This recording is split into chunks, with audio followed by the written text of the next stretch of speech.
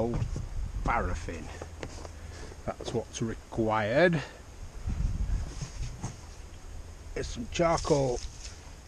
See, this is ranky old paraffin. I put a bit of nice charcoal in the bottom of the pipe there, which obviously I put in before I filled it up.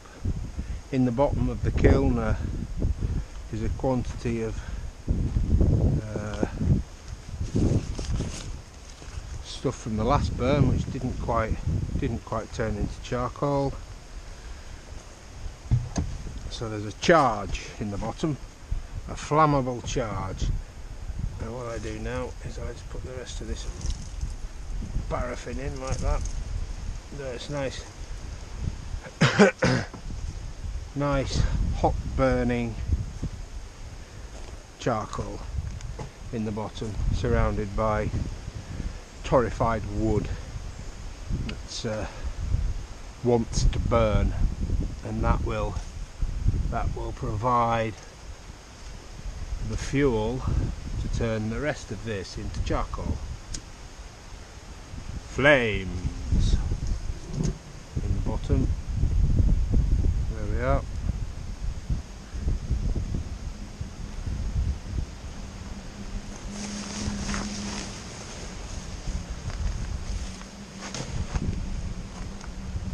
It's a lot harder than it looks, this. Got to be very professional. It takes years and years of training to be a charcoal burner.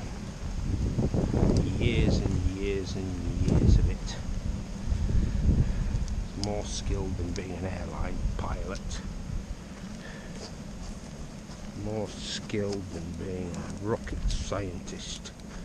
It takes more brains than a brain surgeon. Brain surgeons have got nothing on me.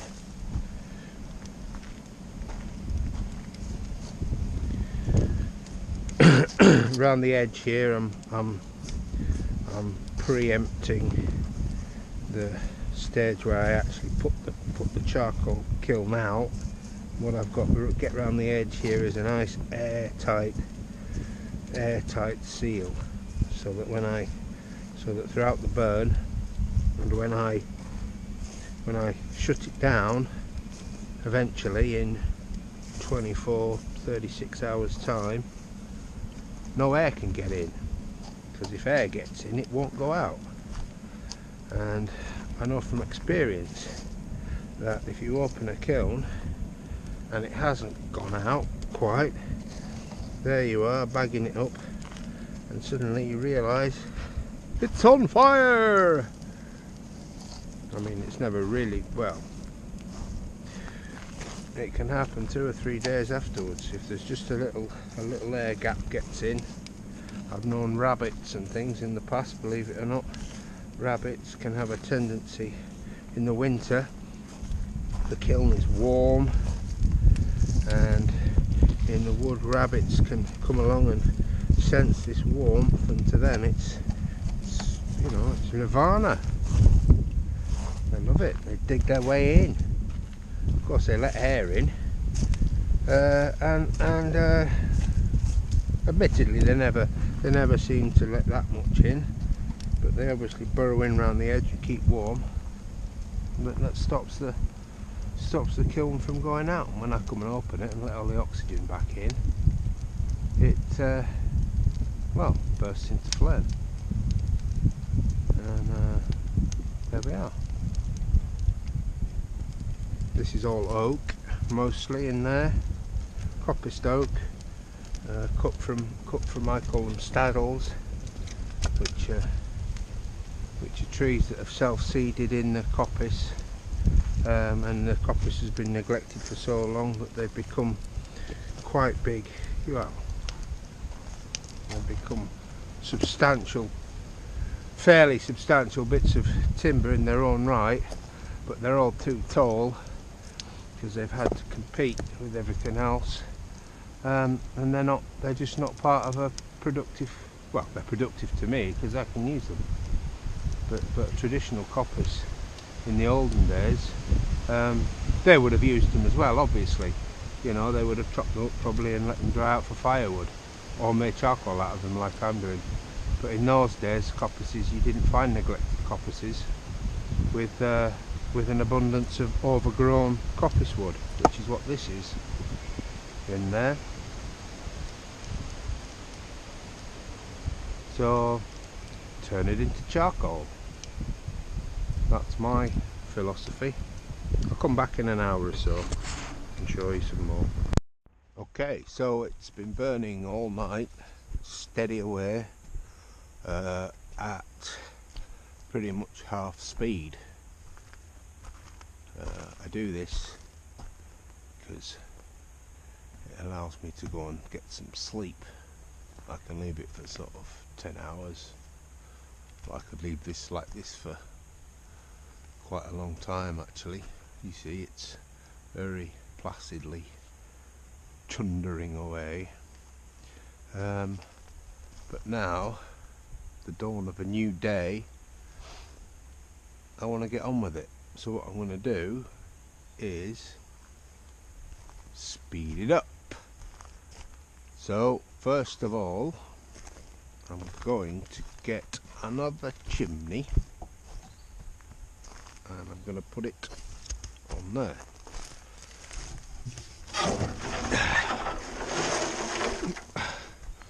Loads of debris from the last burn.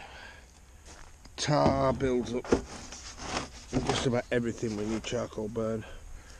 Every now and again I have to dismantle the whole thing and clean the tar out and burn the chimneys out and all the rest of it.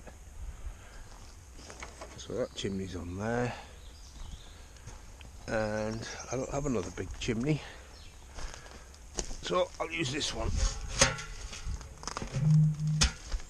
And I'll put this on here. The wind is coming from the west, which tends to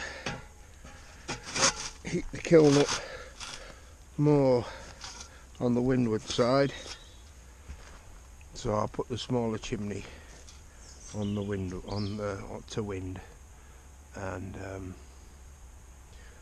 that should help keep it evenly distributed inside. This air vent was at half mast last night. I'm going to open that. This one is shut right down, just about. I'm going to open that. I'm going to open this one out some more.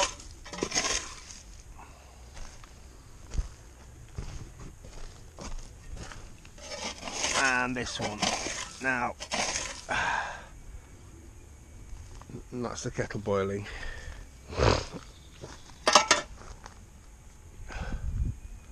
So I'll give this 20 minutes or so and it'll get hotter. It's quite hot now, but it's going to get a fair bit hotter, and these two other chimneys should start up, and these should, the smoke here should thicken up and increase in volume, speeding the process up. And there we go. See you in a bit. And here we are, back again 20 minutes later. See, the smoke's thickening up. This chimney's a bit feeble. You can see the smoke's a bit thinner there. That's generally speaking because it's a bit hotter this side than it is over that side. Not to worry. And we've still got hours to go. One way of telling, this spade, it's not a shovel, it's a spade. It's nice and dry. Let me put that over there in the smoke for 10-15 seconds, something like that. Most of this that's coming off is water. See, look, wet. Do it with the back. Water, tars, paraffins, all sorts of things come out. People always say, oh, you should collect all this stuff. I don't have time to do that. There we are, let's have a look. Wet. See, it's full of water. Fundamentally what I'm doing is I'm taking a lot of raw fuel that's got all this stuff in it, water, you know, stuff that if you burn it, you know, if you're cooking on wood in a city, your neighbours are going to come around and murder you because there's all this stuff to contend with.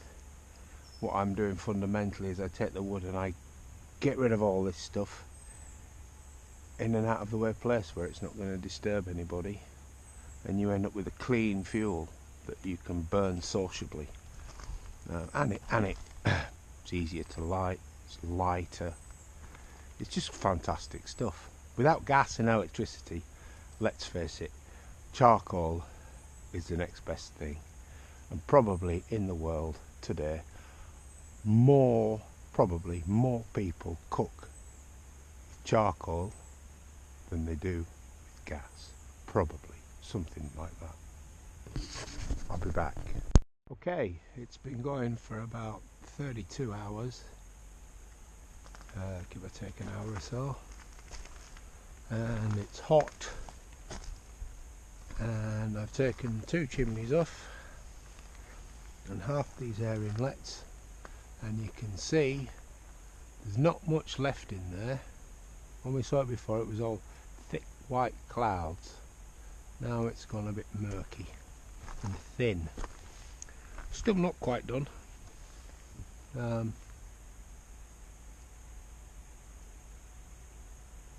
Also, if you listen carefully,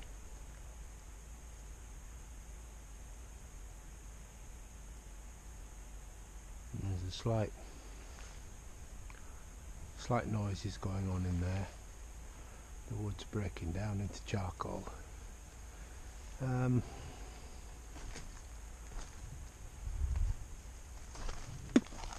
There we are. We'll give it another hour or so. Okay, so I shut it down last night, and I've just got up this morning, and it's not completely cold, slightly warm, but it's always a good sign. Sometimes they're an absolute pig to put out, but not this time. It's cooling down nicely. Fill all the air holes in with soil and so on. Look in here, this is tar inside of that chimney there, needs cleaning out.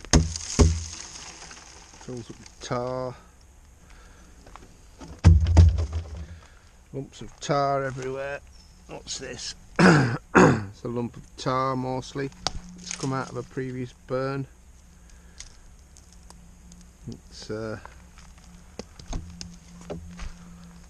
you can find some shiny stuff. Here we are. Look, that when it comes out, it's all hot and soft, and it's quite fascinating stuff, really. I should collect it, I suppose. Make my own tyres. But I'll never get around to it. This one's full of it. Look. A big lump there.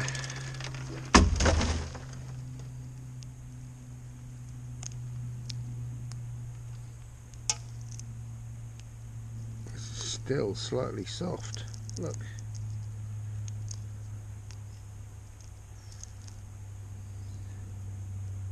Good clean dirt. That's what I call it. Good clean dirt. And that one.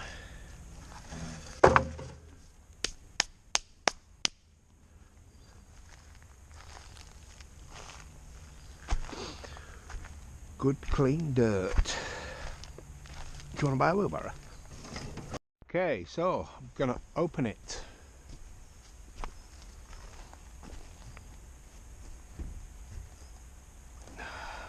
Like this. That's all you do.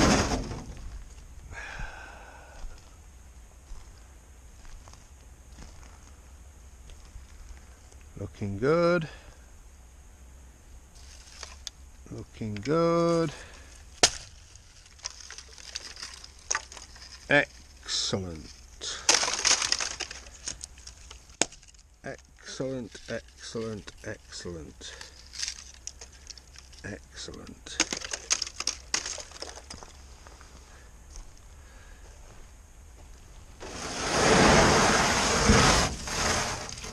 I told it was hotter this side, didn't I? Look. Let's have a look round here.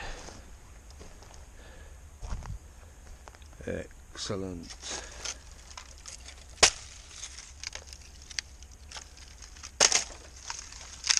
You won't get better charcoal than this. I'm quite sure of that. I'm quite sure of that. Unless, of course, you're a brain surgeon or a rocket scientist. Then you might get better charcoal. But I doubt it. I don't think so. I don't think so. There we are. What do I have to do now? Bag it all